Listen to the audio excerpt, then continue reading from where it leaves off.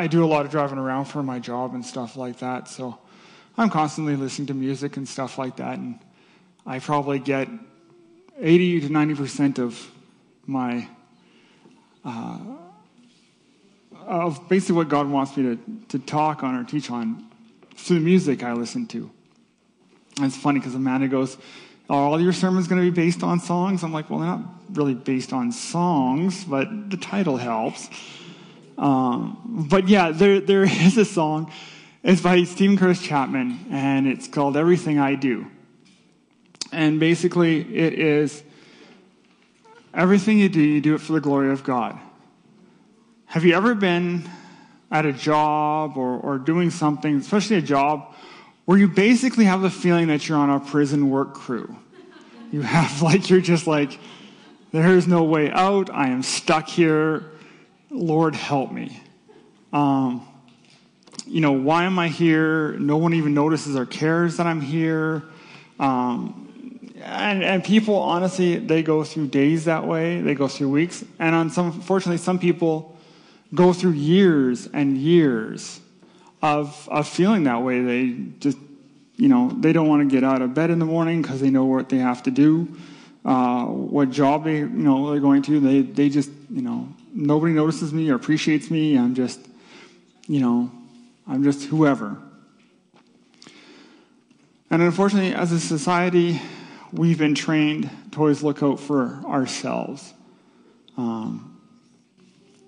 We've always been trained to, what can I get out of this job?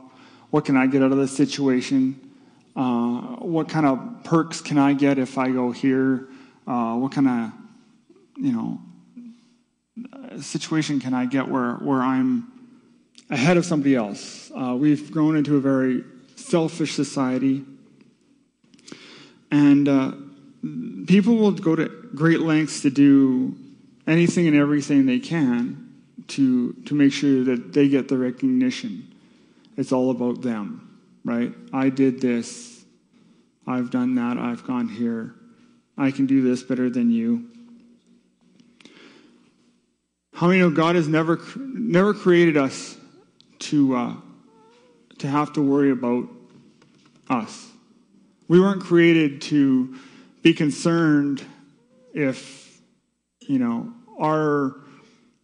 there's going to be food on the table, or if the bills are going to get paid.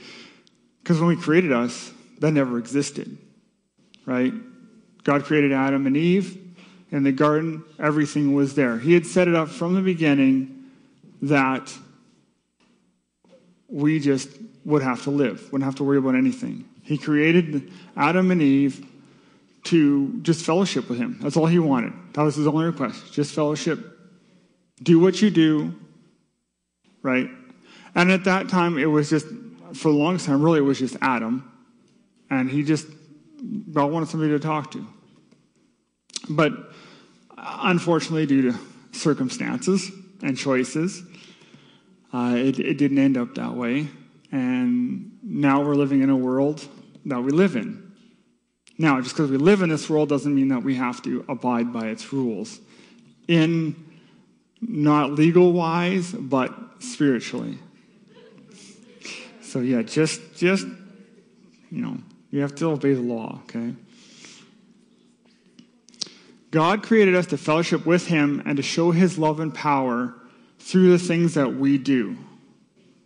God created us as a spotlight.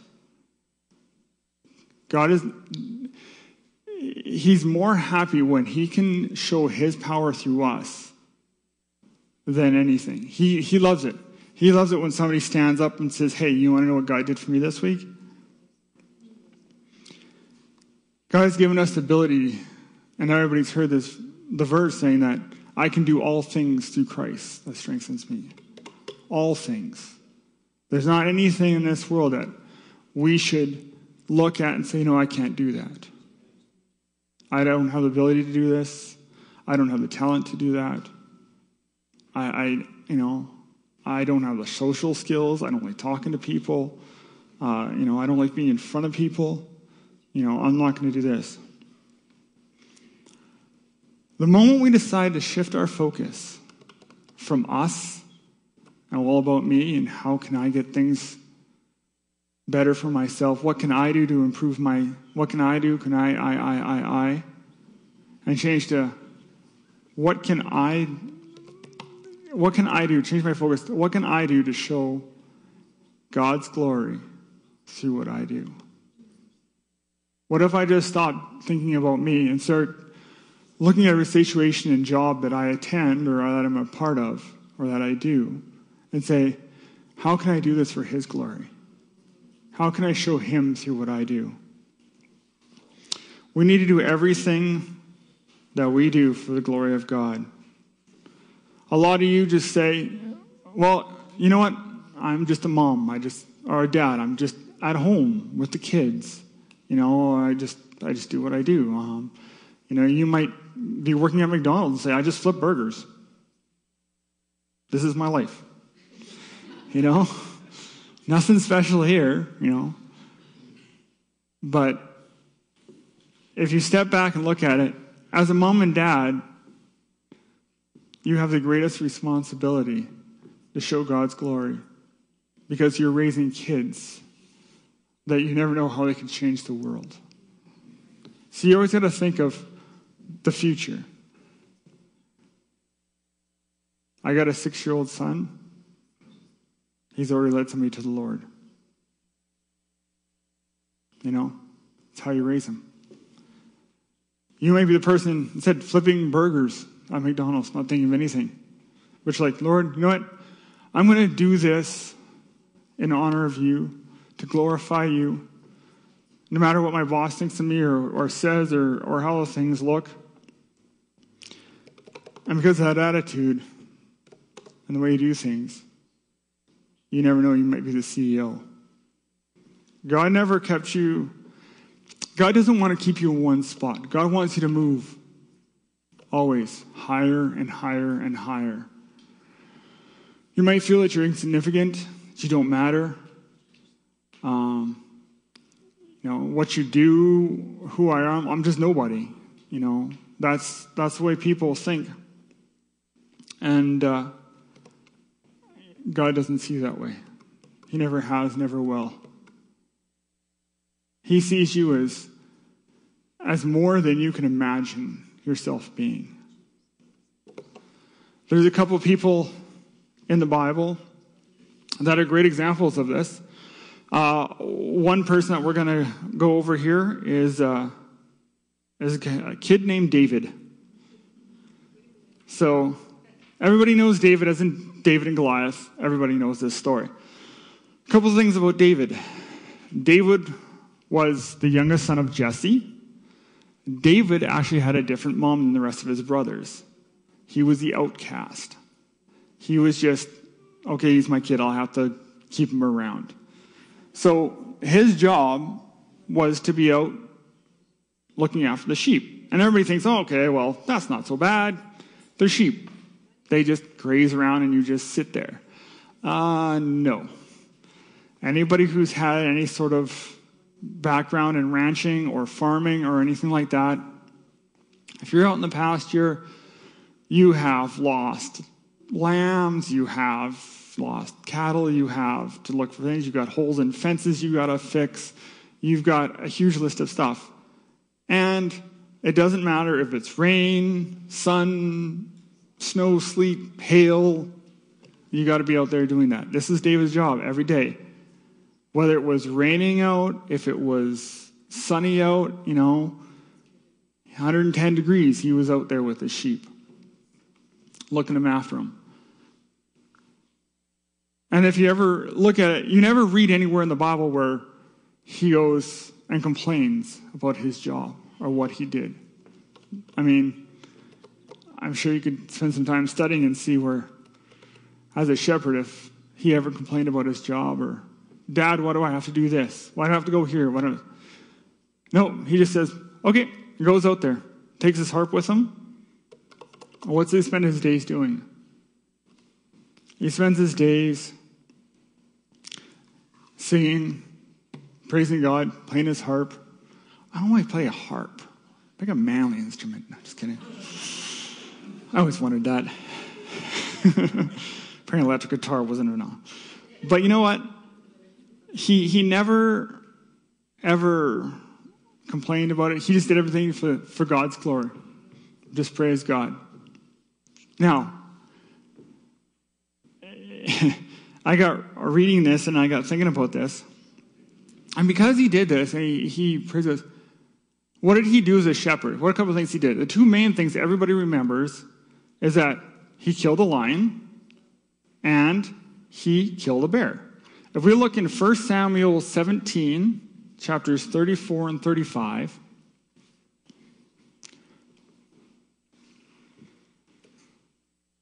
and this is what he says to Saul, and he actually says the same thing to Goliath. But he says, your servant was tending his father's sheep when a lion, it says, or a bear, but I think he actually did both, came and took a lamb from the flock. I went out after him and attacked him. Okay, read that sentence. A lion or a bear. If you're walking, you come across a lion or a bear, what is your first instinct? Not to attack it. Anybody who's watched National Geographic knows what happens to things that attack lions, or bears for that matter. So it says it took a sheep. So he ran after it and attacked it and rescued it from its mouth. When it rose up against me, I seized him by his beard, struck him, and killed him. Okay. I grabbed him struck him, and killed him. Next time you feel inclined to walk up to a bear and punch it, see what happens. It's not going to die. Do that to a lion, he probably hits you back, and you're not going to be a happy camper. It's amazing how you read things in the Bible, and it doesn't really dawn on you. Like, it doesn't click. Until you're sitting at home, and you're watching something on TV, and all of a sudden you're looking at it going, he did what? Why? Why would you do that? Because he knew he was. He had that fellowship with God, right? And God took him to a place where he was at. Then later on, he goes and his dad's like, I want you to bring some food to your brothers. Now, his brothers at the time were fighting the Philistines.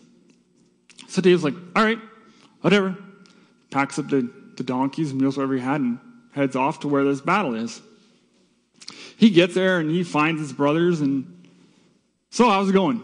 Oh, they've got this giant, we can't do anything. No. And they're going on and on and on, and he's looking at him going, so what's your problem? Like, give me a problem here. I don't understand what your issue is. Goes to the king. Says, king, what's going on? King goes, well, we can't do anything. We got this giant. He's just, no. Same story. And he's like, what's your problem?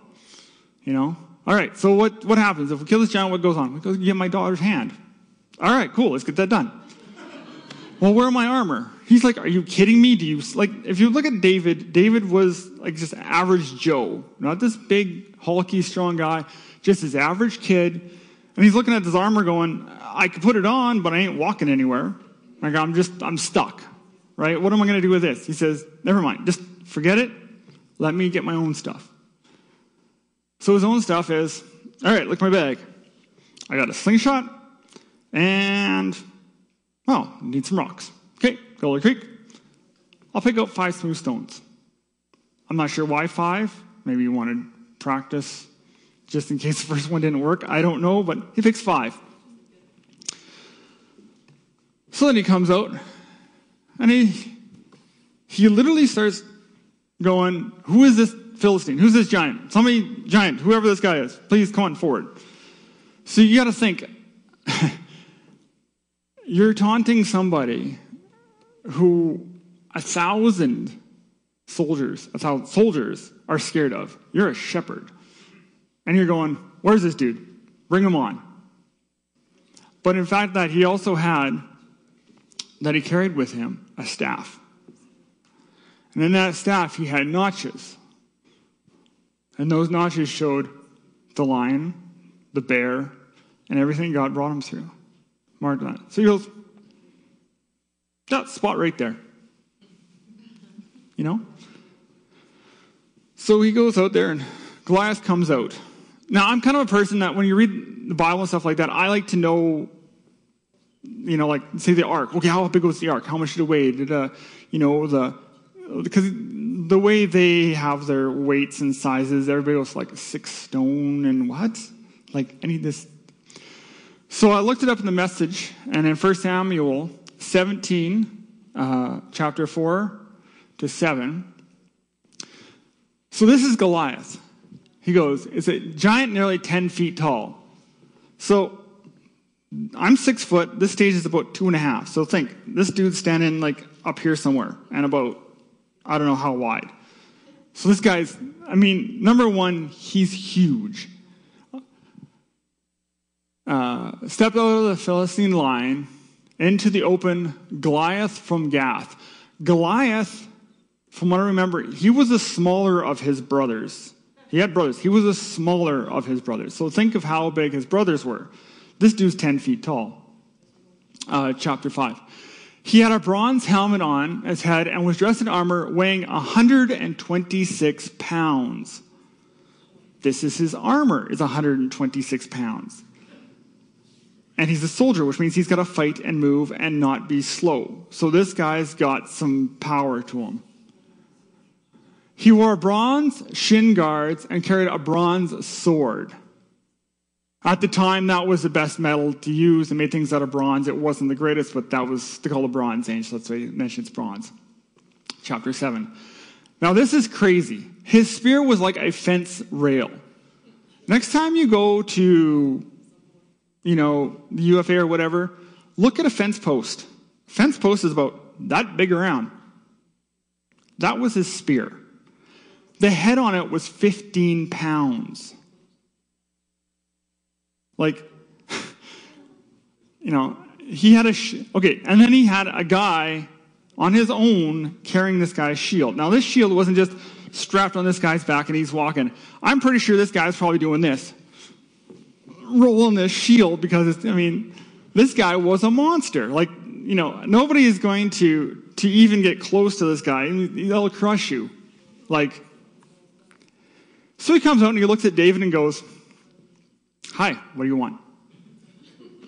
He goes, "Well, you've been on bad-mouthing my God, which I don't appreciate, so I'm going to have to kill you."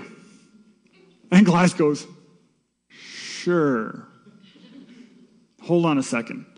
Okay, I got the shins on, I got a sword, the shield, I got my sword. What do you got?" "I got a stick, and I got a sling, and I got 5 rocks." "All right, sure. Let's do this." Like, Goliath, and I can guarantee you, in no way, shape, or form did Goliath have any sort of fear whatsoever. Honestly, he was probably more annoyed than anything. He's like, why would you guys call me for this? Look at him. Like, any of you guys could take care of this. Why are you looking at me? But the funny thing about David, it's because he did everything for God's glory. He's just like, guess what? This is how I can show what God can do for his glory. Because, in that situation, if you look at it, God's the only one that's going to save you.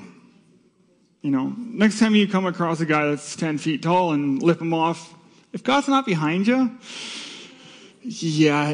sorry. Not gonna be a good choice. But what happens, right? Goliath comes after him. David's like, "All right, here you go." Whack!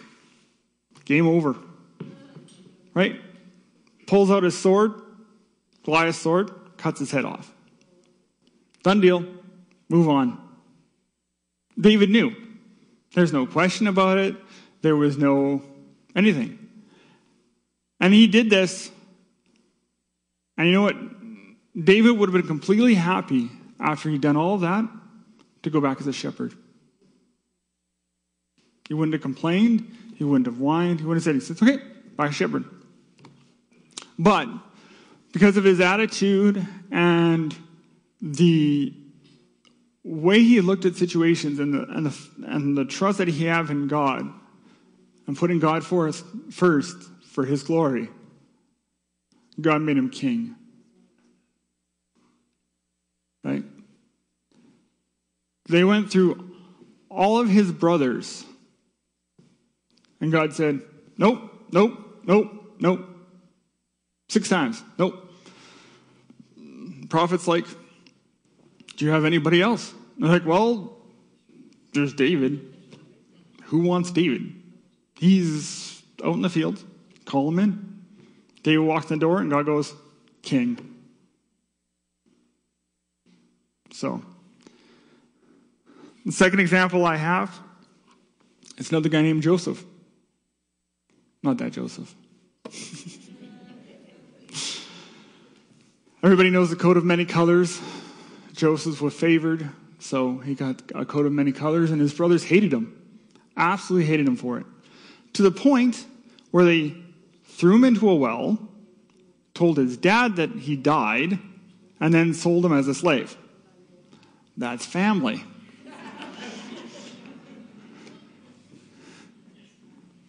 Sold as a slave. And how many know, being a slave, you are not treated all that nice. You're not anybody at that point. They take him to Egypt.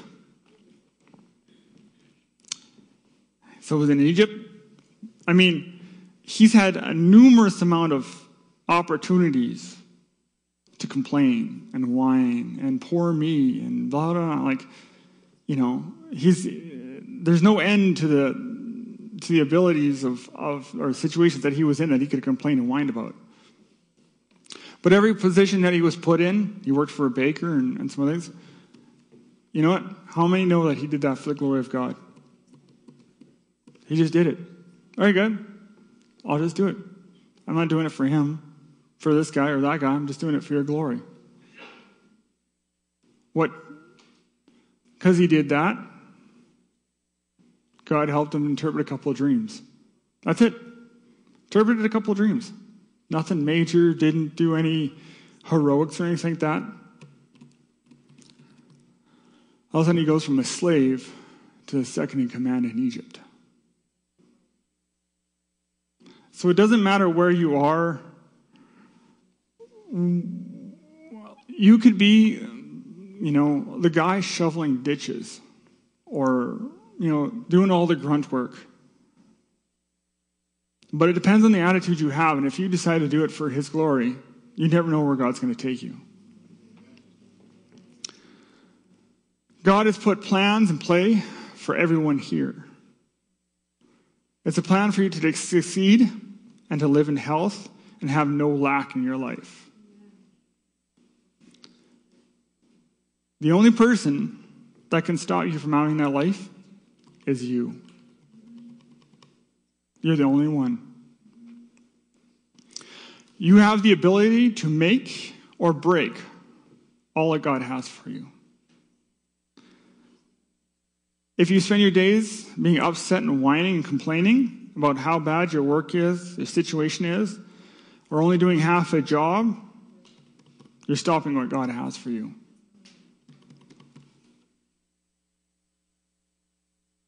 God does not promote whiners or complainers. He won't. Well, I didn't really whine. I just merely stated my dislike for, it doesn't matter. Sorry. If you spend all your time focusing on all the negative aspects of your job or situation and not on the one that can change it, nothing will change. God cannot demonstrate his power through someone that doesn't trust him or take care of the things that he's been given. If you're not going to put your full attention and your full abilities or focus onto your job or onto whatever situation you're in, God's not going to do anything for you. If you're not going to show God that you're willing to do your part, he can't do his part. It's not a matter of he won't do his part. He can't.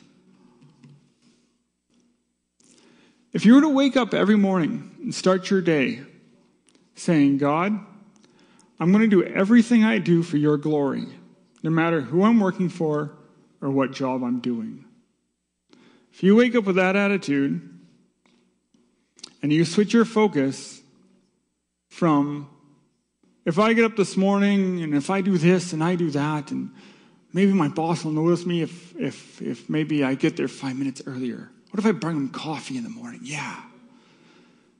If you switch your focus from everything you can do to make yourself more important, God will take care of it.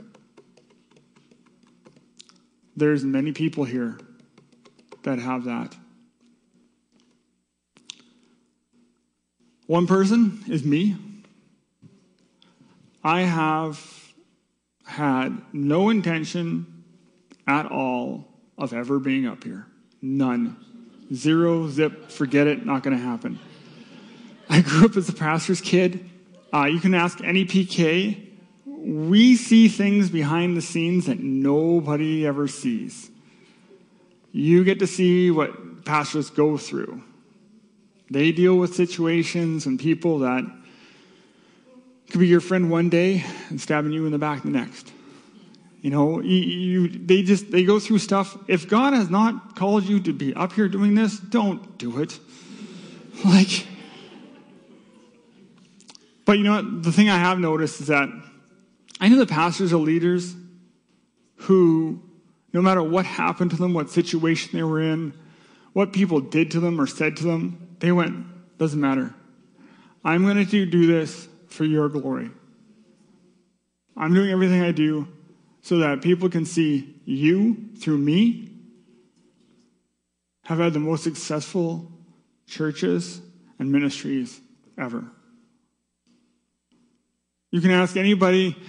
I can guarantee you any of the large churches that you hear about, like Joel Osteen's, T.D. Jakes, any of those big guys, I can guarantee you they've gone through situations that would blow your mind. Things have happened to them that they're just, you wouldn't believe. But the thing is, we always see them on TV. We always see the show aspect of it, right? We never get to see the back behind the scenes stuff. Those guys do counseling and they do, ministry just like any other pastor does. Just because they're to a big church doesn't mean that they don't counsel people. They don't meet with people, They've all had situations that they've gone through where people have, misled them or treated them, For instance, I read this. Joel Osteen's church. They have 6 services on a Sunday. They have 4 English ones, 2 Spanish ones. They take up tithes and offerings just like anybody else, right? They take up tithes and offerings, and they deposit on Monday, right? It's locked in a safe. On an average Sunday, that church takes in over $600,000. It went missing one Sunday. Somebody stole $400,000 in cash, $200,000 in cash, $400,000 in checks. Gone. Multi-million-dollar church. Joel Osteen. What do you think Joel did about it? You think he whined, complained, freaked out? Oh, dear Lord, they took money. You know what? I bet you he did what Chip Brim probably said to do. Lord bless him. Right? Bless him, Lord. So, doesn't matter who you are, if you're the little guy or the big guy. It's all in what you're saying.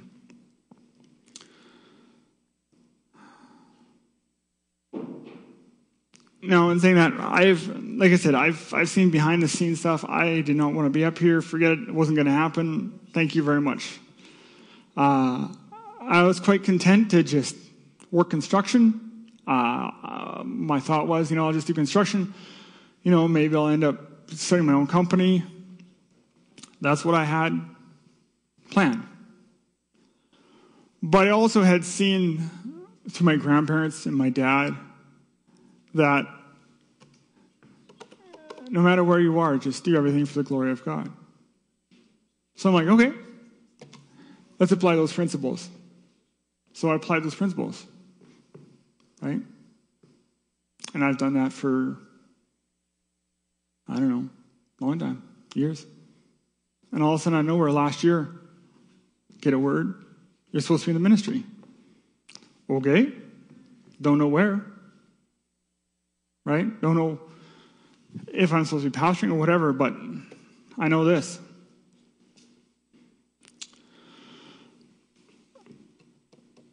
I'm now up here, as you can see, doing this. But He's given me the ability to be up here, to talk in front of people. I didn't like being in front of people. It was not my thing. I didn't,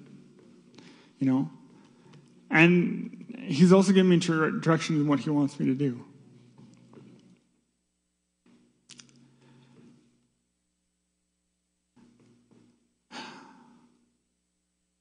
Wouldn't it be something if you could stand up and say, look what God has done for me and my family. Not look what I've done for me and my family. Look how I've done this. Look how God has done this. No one knows what you're capable of, what you're more capable of than God. God knows what you're capable of. He knows more about how capable you are than you are. And all He requires is that you focus on Him. It's very simple. God's laid out a few things here. And I want you guys to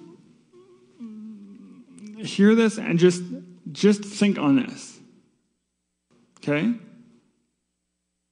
This is how God sees you. Right? There's a couple things. One is, if God is before you, who can be against you? You are the head, not the tail. You are above, never again to be beneath. 3 very simple sentences. They're just words. But if you read those words, say those words, when you run into situations going, you know what? If God's before me, who can be against me? I'm pretty sure that's what David was thinking. God's with me. What do I care? I don't have to care. I don't have to worry about it. I know how this is going to end. You were the head and not the tail. No longer to be stepped on, dragged on, right? You are above and never again to be beneath. That's how God sees you. Now, this may take a few years to come into fruition, but God has perfect timing. God does not run on your timing. If you're not ready for something that you can't handle, God won't give it to you. God will never put you in a situation that you cannot handle. He will not give you something that you cannot handle. Sometimes you're just going to have to wait and be patient. Lord, why isn't this happening now? I need this idea. God's like, yeah, you're not ready. Because you're whining. Why won't we? That's nice. Come back to me when you're ready. But when you are ready, look out. Because things are going to get good. Really good. God has never created a failure. Ever. The only reason people fail It's because of themselves. God has never created you to be failures. He's never created you to not succeed in what you put your hand towards. And you know what? Since he hasn't created a failure in the last few thousand years, I really don't think he's going to start now. So even though you may have felt like you have been a failure, that you're not capable of being successful, I got a couple examples. One is that guy sitting right there, named Roman. Everybody's heard his story.